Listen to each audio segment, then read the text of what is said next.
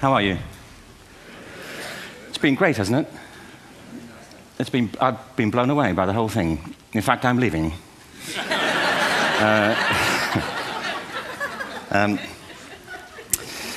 There have been three themes, haven't there, running through the conference, which are relevant to what I want to talk about. One is the extraordinary evidence of human creativity in all of the presentations that we've had and in all the people here. Just the variety of it and the range of it. The second is that it's put us in a place where we have no idea what's going to happen in terms of the future. No idea how this may play out. I have an interest in education. Actually, what I find is everybody has an interest in education. Don't you? I find this very interesting. If you're at a dinner party and you say you work in education, actually, you're not often at dinner parties, frankly, if you work in education. You're not asked, and you're never asked back, curiously. That's I think it strikes me. But if you are, and you say to somebody, they say, what do you do? And you say, you work in education, you can see the blood run from their face. They think, oh my God, why me? It's my one night out all week. But if you ask people about their education, they pin you to the wall. Because it's one of those things that goes deep with people. Am I right? Like religion and money and other things. So I have a big interest in education, and I think we all do. We have a huge vested interest in it, partly because it's education that's meant to take us into this future that we can't grasp. If you think of it, children starting school this year will be retiring in 2065. Nobody has a clue, despite all the expertise that's been on parade for the past 4 days, what the world will look like in 5 years' time. And yet we're meant to be educating them for it. So the unpredictability, I think, is extraordinary. And the third part of this is that we've all agreed, nonetheless, on the really extraordinary capacities that children have, their capacities for innovation. I mean, Serena last night was a marvel, wasn't she? Just seeing what she could do. And she's exceptional, but I think she's not, so to speak, exceptional in the whole of childhood. What you have there is a person of extraordinary dedication who found a talent. And my contention is all kids have tremendous talents, and we squander them pretty ruthlessly. So I want to talk about education, and I want to talk about creativity. My contention is that creativity now is as important in education as literacy, and we should treat it with the same status. Thank you.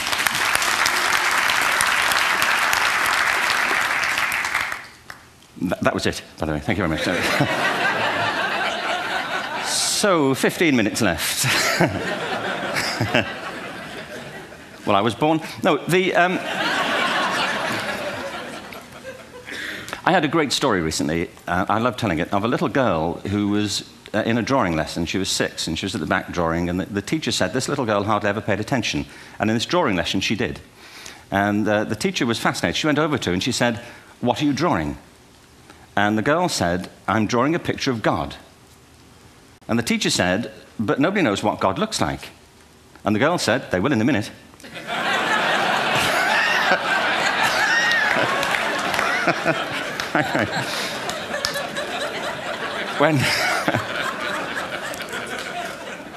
When my son was 4 in England, actually he was 4 everywhere, to be honest. I mean,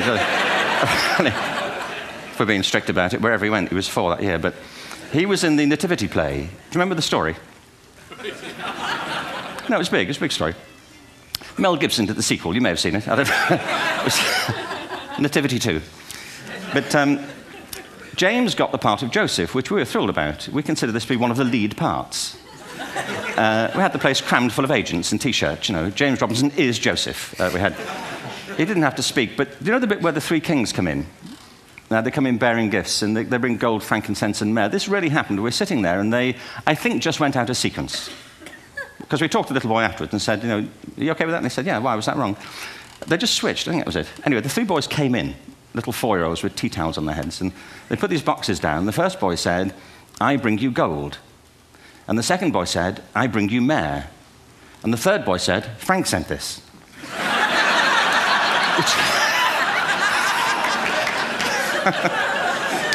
Fourth grade.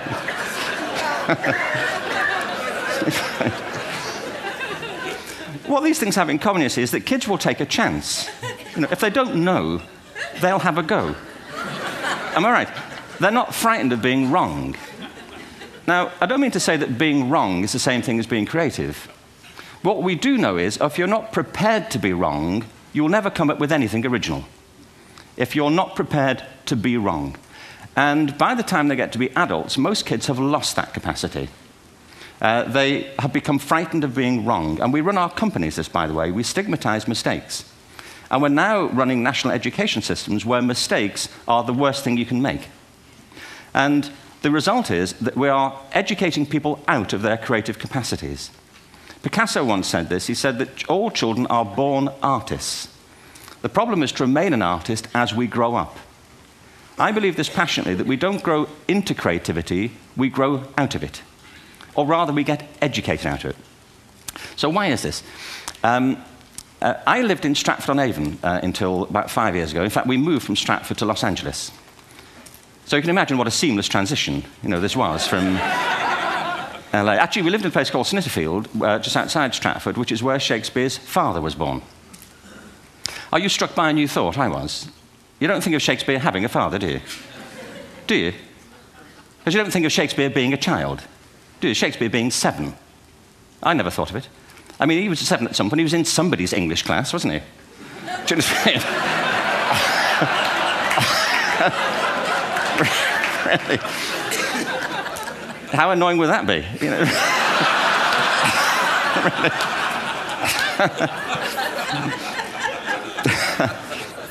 Must try harder.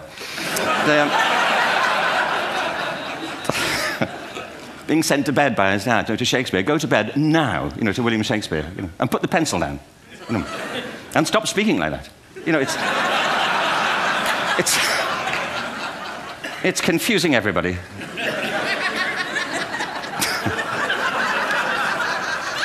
Anyway,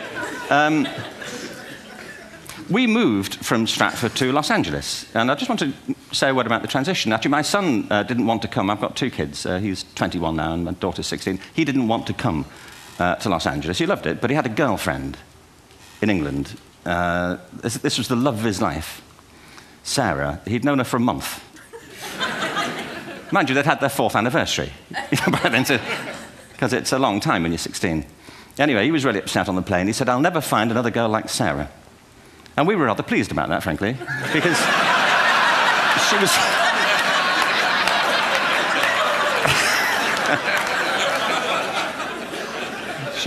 she was the main reason we were leaving the country.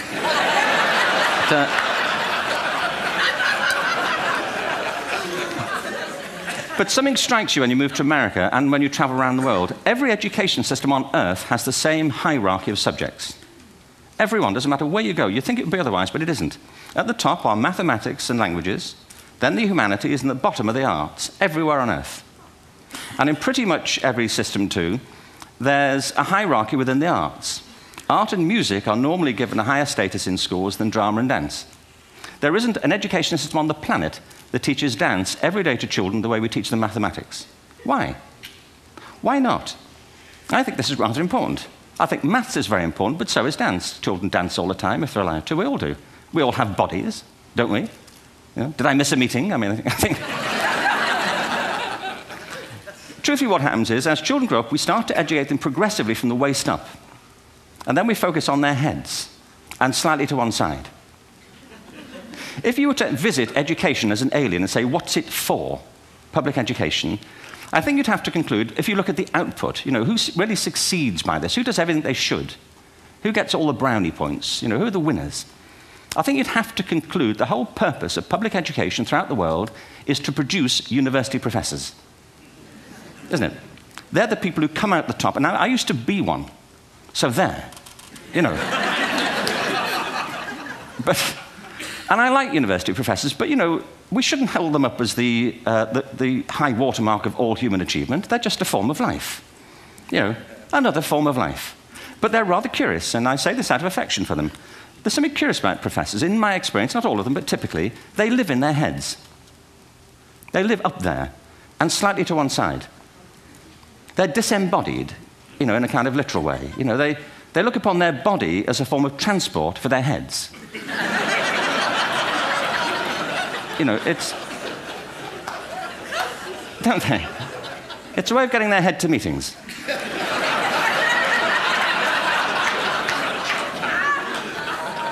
If you want real evidence of out-of-body experiences, by the way, get yourself along to a residential conference for senior academics and pop into the discotheque on the final night. And there you will see it, grown men and women writhing uncontrollably off the beat,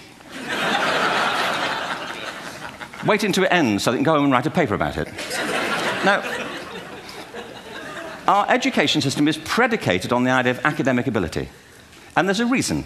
The whole system was invented around the world. There were no public systems of education really before the 19th century. They all came into being to meet the needs of industrialism. So the hierarchy is rooted on two ideas. Number one, that the most useful subjects for work are at the top.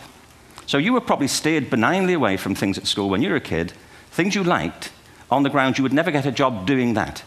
Is that right? Don't do music, you're not going to be a musician. Don't do art, you won't be an artist. Benign advice, now profoundly mistaken. The whole world is engulfed in a revolution. And the second is academic ability, which has really come to dominate our view of intelligence because the universities designed the system in their image. If you think of it, the whole system of public education around the world is a protracted process of university entrance.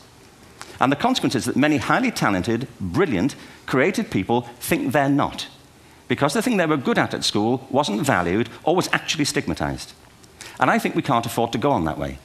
In the next 30 years, according to UNESCO, more people worldwide will be graduating through education than since the beginning of history. More people. And it's the combination of all the things we've talked about, technology and its transformational effect on work, and demography and the huge explosion in population. Suddenly, degrees aren't worth anything. Isn't that true? When I was a student, if you had a degree, you had a job. If you didn't have a job, it's because you didn't want one. And I didn't want one, frankly. So, but now, kids with degrees are often heading home to carry on playing video games because you need an MA, where the previous job required a BA, and now you need a PhD for the other. It's a process of academic inflation, and it indicates the whole structure of education is shifting beneath our feet. We need to radically rethink our view of intelligence. We know three things about intelligence. One, it's diverse. We think about the world in all the ways that we experience it. We think visually, we think in sound, we think kinesthetically, we think in abstract terms, we think in movement. Secondly, intelligence is dynamic. If you look at the interactions of a human brain, as we heard yesterday from a number of presentations, intelligence is wonderfully interactive. The brain isn't divided into compartments. In fact, creativity, which I define as the process of having original ideas that have value, more often than not, comes about through the interaction of different disciplinary ways of seeing things. The brain is intentionally... By the way, there's a shaft of nerves that joins the two halves of the brain called the corpus callosum. It's thicker in women. Following on from Helen yesterday, I think this is probably why women are better at multitasking. Because you are, aren't you? There's a raft of research, but I know it from my personal life. If my wife is cooking a meal at home, which is not often, thankfully, but if she's doing... she's good at some things. But if she's cooking, she's dealing with people on the phone, she's talking to the kids, she's painting the ceiling, she's doing open-heart surgery over here. If I'm cooking, the door is shut, the kids are out, the phone's on the hook. If she comes in, I get annoyed. I say, Terry, please, I'm trying to fry an egg in here.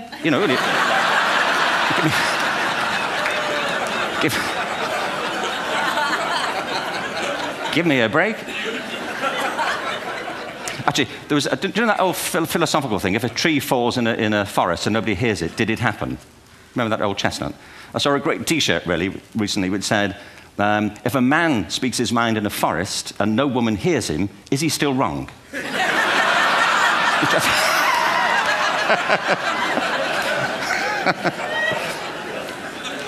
And the third thing about intelligence is it's distinct. I'm doing a new book at the moment called Epiphany, which is based on a series of interviews with people about how they discovered their talent. I'm fascinated by how people got to be there. It's really prompted by a conversation I had with a wonderful woman who most people have never heard of. She's called Gillian Lynn. Have you heard of her? Some have. She's a choreographer, and everybody knows her work. She did Cats. and Phantom of the Opera. She's wonderful. I used to be on the board of the Royal Ballet in England, as you can see. And anyway, Jill and I had lunch one day. I said, how'd you get to be a dancer? And she said it was interesting. When she was at school, she was really hopeless. And the school in the 30s wrote to her parents and said, we think Gillian has a learning disorder. She couldn't concentrate, she was fidgeting. I think now they'd say she had ADHD. Wouldn't you? But this was the 1930s, and ADHD hadn't been invented, at this point, so it wasn't an available condition. people weren't aware they could have that. Anyway, she went to see this specialist. So this oak-panelled room, and she was there with her mother, and she was led and sat on this chair at the end, and she sat on her hands for 20 minutes while this man talked to her mother about all the problems Gillian was having at school. And at the end of it, because she was disturbing people, her homework was always late and so on, little kid of 8, in the end, the doctor went and sat next to Gillian and said, Gillian, I've listened to all these things that your mother's told me. I need to speak to her privately. So he said, wait here, we'll be back. We won't be very long. And they went and left her. But as they went out the room, he turned on the radio that was sitting on his desk. And when they got out the room, he said to her mother, just stand and watch her. And the minute they left the room, she said she was on her feet, moving to the music. And they watched for a few minutes, and he turned to her mother, and he said, Mrs. Lynn, Gillian isn't sick, she's a dancer. Take her to a dance school. I said, what happened? He said, she did. I can't tell you how wonderful it was. We walked in this room, and it was full of people like me. People who couldn't sit still. People who had to move to think. Who had to move to think.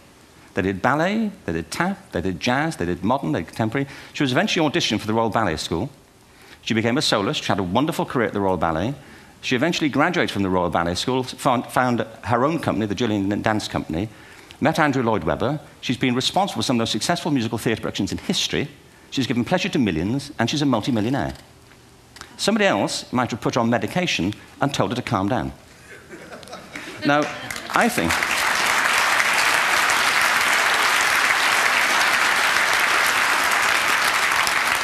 What I think it comes to is this. Al Gore spoke the other night about ecology and the revolution that was triggered by Rachel Carson.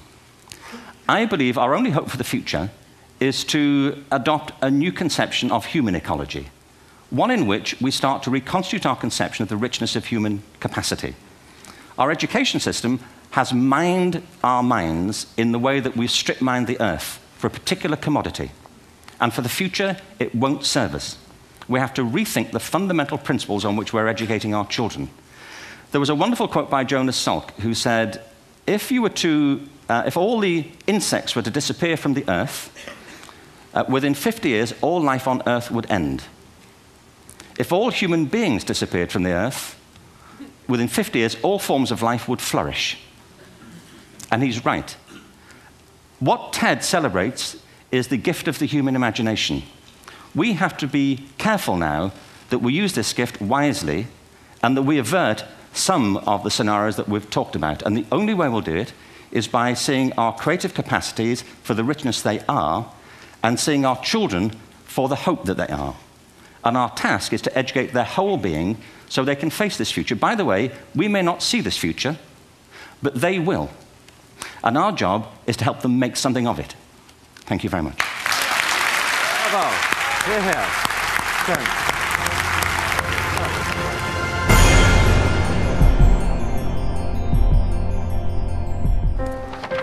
What if great ideas weren't cherished? What if they carried no importance? Or held no value?